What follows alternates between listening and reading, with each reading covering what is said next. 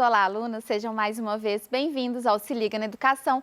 Eu sou a Débora, professora de Química, e hoje nós vamos dar então início a um novo tema. Nós trabalhamos ao longo desses ciclos, todas as funções orgânicas e agora, várias funções orgânicas, desculpa, e agora nós vamos trabalhar um tema diferente, que será isomeria, ok? Bom, para o objetivo dessa aula, eu quero que vocês entendam a definição de isomeria e, com isso, consigam entender melhor as classificações da isomeria plana ou constitucional, tá bom? Então, eu coloquei aqui que nós precisamos diferenciar isomeria espacial e plana e nós vamos fazer isso através das nossas classificações. Nós vamos trabalhar, então, com a semana 3 do PET volume 4. Bom, para dar início, para podermos entender esse conceito, eu vou ler com vocês uma situação. Eu quero que vocês, alunos, se imaginem nela, ok? Então, numa aula experimental, a professora resolveu fazer um experimento com a turma. Ela separou os estudantes em grupos e entregou o roteiro da prática. Manuelzinho foi escolhido do seu grupo para buscar os reagentes para o experimento. No roteiro, pedia o uso de um solvente, porém, ao ir na bancada dos reagentes, Manuelzinho esqueceu o nome do solvente, mas recordou da fórmula molecular que estava no roteiro, C4H10O.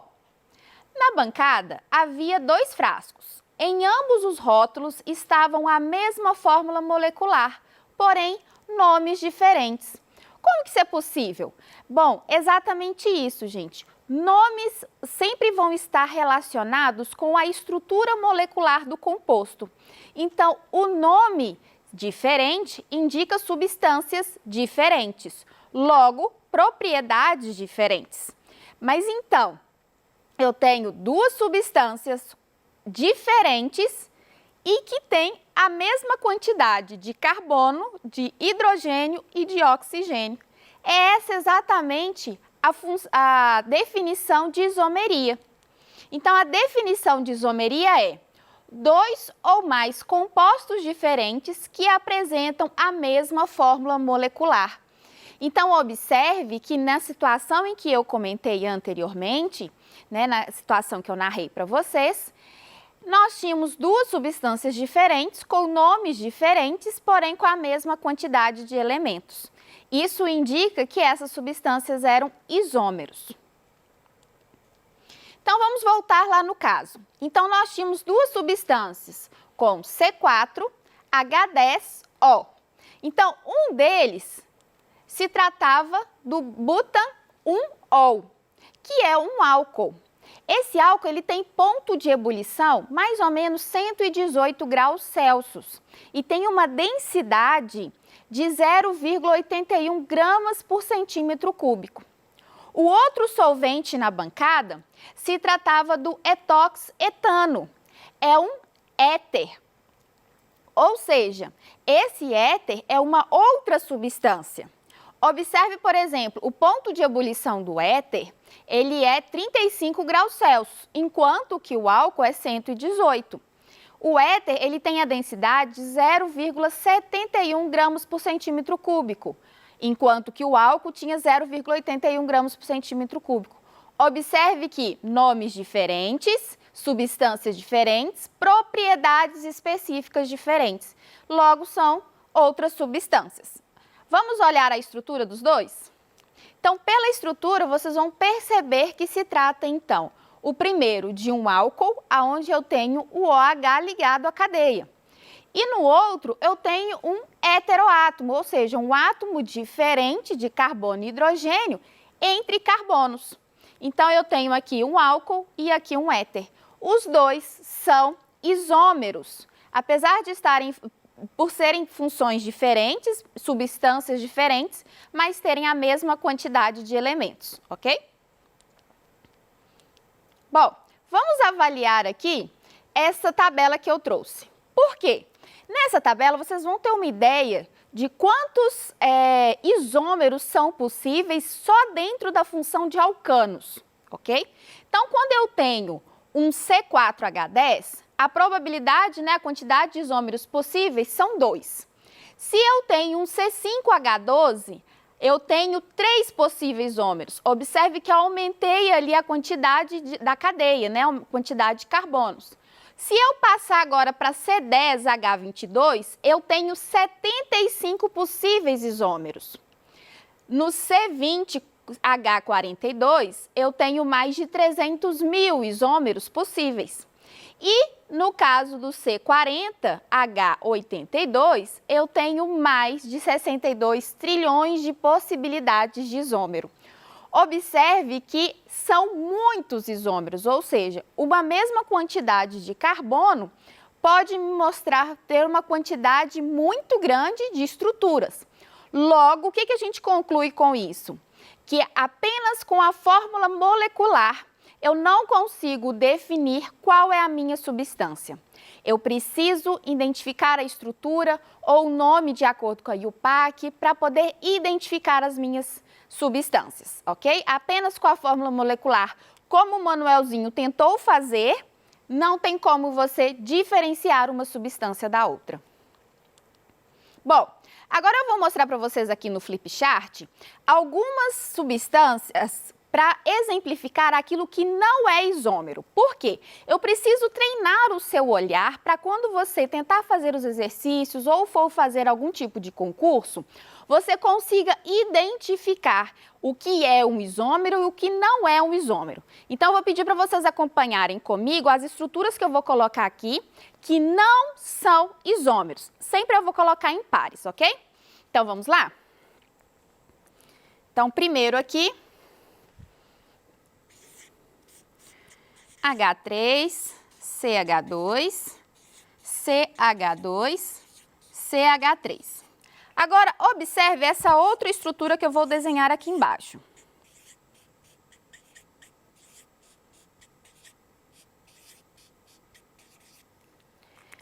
Bom, essas eu já falei para vocês que não são isômeros, certo? Por que não são isômeros? Observe que aqui eu tenho 2CH3 e 2CH2, ok? Numa estrutura linear. A única coisa que diferencia essa estrutura dessa é aonde eu desenhei o meu CH3, correto? Aqui ele está linearmente, aqui ele está para baixo, porém ele continua ligado no mesmo CH2 que o de cima, e eu tenho exatamente as mesmas quantidades, CH3, CH3, CH2, CH2. Então, logo, essas estruturas são iguais. Então, cuidado quando for fazer os exemplos e os exercícios, para você não comparar substâncias que, na verdade, não são isômeros. Simplesmente estão desenhados, ou seja, representados de formas diferentes. Ok? Vou colocar uma outra situação aqui. Então, vamos lá.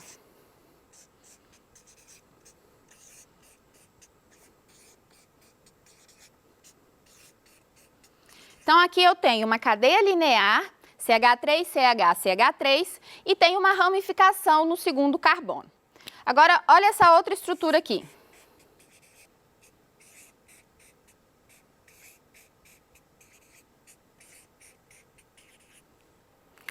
Observe que eu tenho exatamente a mesma estrutura. Eu tenho uma ramificação aqui no segundo carbono e aqui eu tenho uma ramificação no segundo carbono. O que diferenciou um do outro foi simplesmente o fato de eu ter desenhado um para cima e o outro para baixo. Mas eles continuam sendo a mesma estrutura, ok? Não há diferença de um para o outro. Vamos agora para o terceiro caso.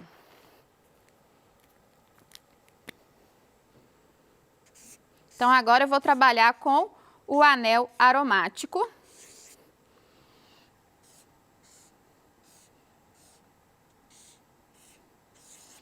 Ok, o CH3 aqui.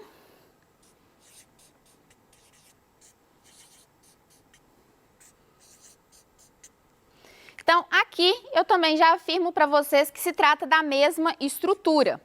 Uai, Débora, mas então como que eu vou saber? Aqui está o OH para cima, para baixo, como que eu vou fazer isso?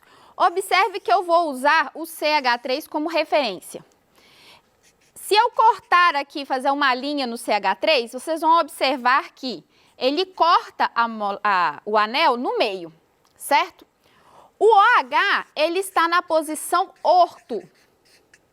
Ou seja, aqui é a minha referência, essa posição e essa é orto, essa daqui é meta e essa é para. Vou colocar as siglas aqui só para vocês lembrarem. Então, orto, meta e para. Então, olha só, se essa é minha referência, que cortou aqui meu anel no meio, eu tenho o OH em qual posição aqui? Exatamente na posição logo em seguida, ou seja, essa é a posição orto, essa daqui passa a ser a meta e essa daqui passa a ser a para. Então, a única coisa que eu fiz, olha aqui para esse pincel, é como se eu tivesse pegado simplesmente e feito isso daqui, ó, virado ali de cabeça para baixo, ok? Então, é a mesma estrutura, ok? E por último, o último exemplo que eu quero dar para vocês, que eu quero fornecer é esse aqui, ó. Então, vamos lá.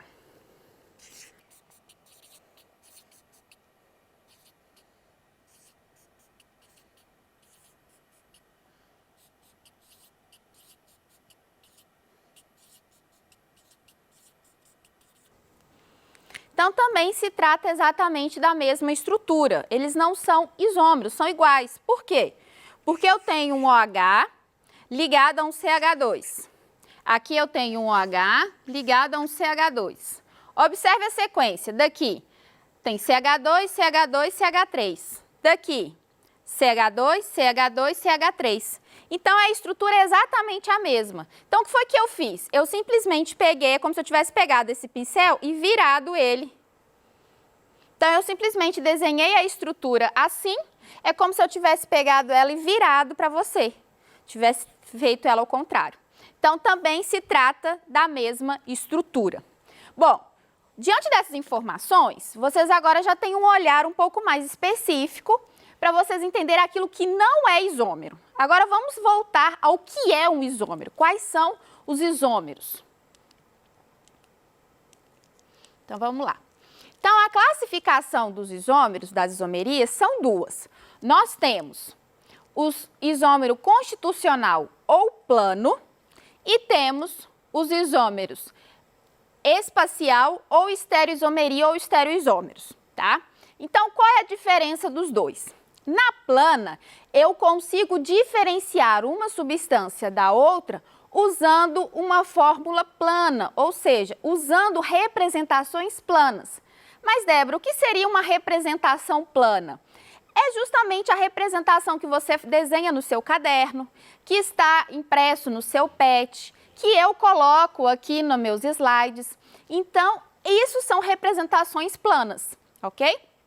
Quando eu preciso diferenciar uma substância da outra, eu preciso usar recursos tridimensionais ou desenhos dentro, né, dos eixos, dos nossos eixos X, Y e Z. Então, eu estou falando de isomeria espacial. Hoje, na aula de hoje, nós vamos tratar apenas da plana ou constitucional, ok? E com isso, nós vamos trabalhar cada uma das subclassificações que tem dentro desta categoria de isomeria, ok?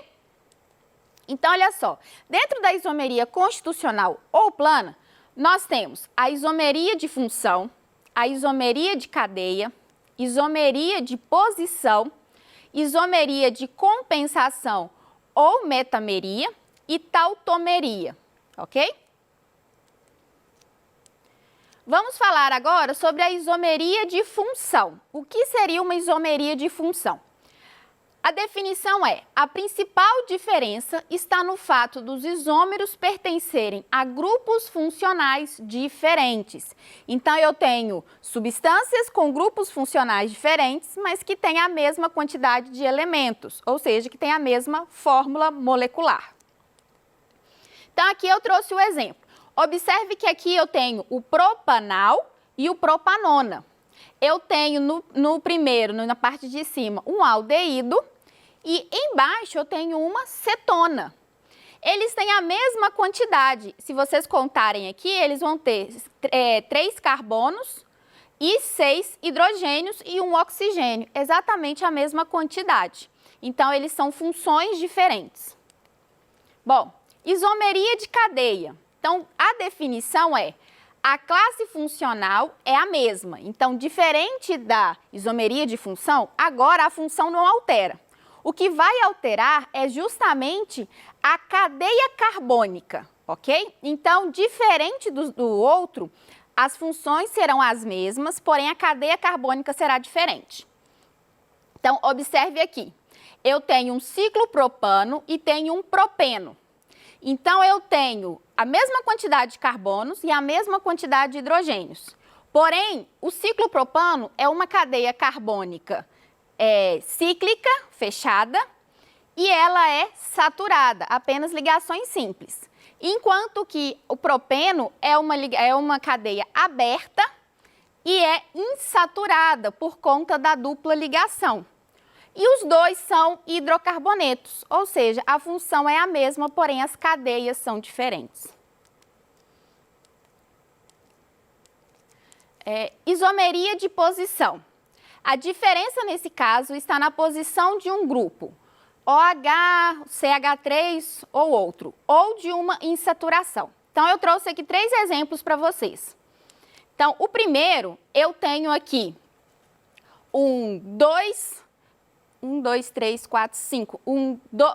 2-metilpentano. E no outro eu tenho um 3-metilpentano. Observe que o CH3 está ligado no segundo carbono, na primeira molécula, e no outro o CH3 está ligado no terceiro carbono. Débora, mas só a mudança da ramificação vai alterar a substância? É outra substância? Sim. De novo, nomes diferentes, substâncias diferentes, propriedades diferentes, ok? Agora vamos olhar o segundo caso. Bom, aqui eu tenho uma função, o OH, ligado no primeiro carbono, enquanto que no outro ele está ligado no segundo carbono. De novo, é uma isomeria de posição.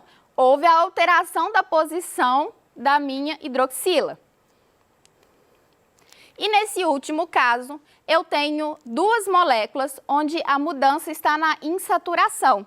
Então, observe que na primeira molécula à esquerda eu tenho uma insaturação começando do primeiro carbono, enquanto que do lado eu tenho a insaturação começando do segundo carbono. Logo, são substâncias diferentes também. Então, isomeria de compensação, alguns autores dizem que é uma peculiaridade da outra função. Então, as funções são iguais, a cadeia é igual, o que vai variar é justamente a posição de um heteroátomo, ou seja, esse átomo que vai se diferenciar tem que estar entre carbonos. Observe que aqui eu tenho um éter que alterou a posição onde está o oxigênio, ok? E a tautomeria, gente, eu quero que vocês sigam aqui comigo primeiro no flipchart antes de ler a definição, tá? Eu quero mostrar para vocês uma situação que acontece com o enol. Então, vamos lá. O que é um enol? O enol é quando eu tenho uma dupla ligação entre carbono, certo? E um OH aqui ligado. O oxigênio, por ele ser muito eletronegativo, ele é capaz de puxar os elétrons da dupla ligação que está próximo a ele e levar para o oxigênio. E esse hidrogênio, ele é expulso daqui da hidroxila para que esse oxigênio não fique instável. Observe que aqui eu tenho um enol. E esse processo que eu citei para vocês, ele é espontâneo. Ele, sempre que você tiver um enol na sua substância, ele vai existir. E olha o que ele se transforma. Ele se transforma num CH3, CH, dupla O. Ou seja, de um enol, ele se transforma em um aldeído. Então, a tautomeria é justamente isso. Vamos ler a definição? Tautomerias são isômeros que coexistem em equilíbrio químico. À primeira vista, são isômeros de função, porém, ocorre o fato curioso entre eles. Um grupo consegue se converter no outro grupo funcional. E aí nós temos 2 situações específicas. E todas as 2 situações sempre vai envolver o enol. Mas, Débora, quando eu vou saber que é isomeria de função ou isomeria tautomeria? Bom, na isomeria de função, você tem diversas funções ali. E na tautomeria, você vai sempre desconfiar quando você tiver um enol. Por quê? Como eu disse, nós temos duas situações. Nós temos o equilíbrio aldo-enóico, ou seja, quando eu tenho um enol se transformando no aldeído. E eu tenho o equilíbrio cetoenólico, que é quando eu tenho um enol se transformando em uma cetona. Bom, com isso, gente, eu finalizo então o conteúdo da terceira semana. Espero que vocês tenham gostado da aula de hoje. Se ficou alguma dúvida, principalmente com relação à tautomeria, não deixe de mandar as suas dúvidas aqui nos nossos canais de atendimento para sanar sua dúvida no nosso momento do ao vivo, no Tira Dúvidas, ok? No mais, um grande abraço e até mais!